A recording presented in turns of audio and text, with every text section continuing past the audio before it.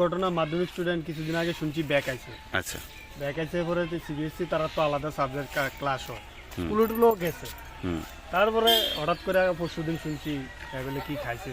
আচ্ছা, কে রে খাইছে, কি পাস করছে না ফেল করছে এলাকা খাইছে না অন্য কোনো ভেজাল আছে খাইছে না মা বাবা খাইছে বকছে, এটা আমরা কই। কি নাম রে? হৃদয় রায়।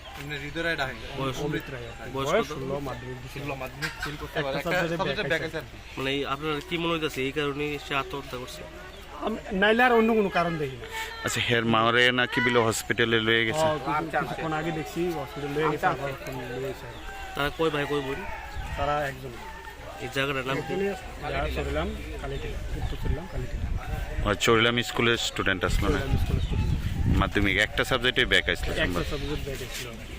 তাহলে গার্জেন মনে না অন্য বড় ধরনের কোনো কিছু।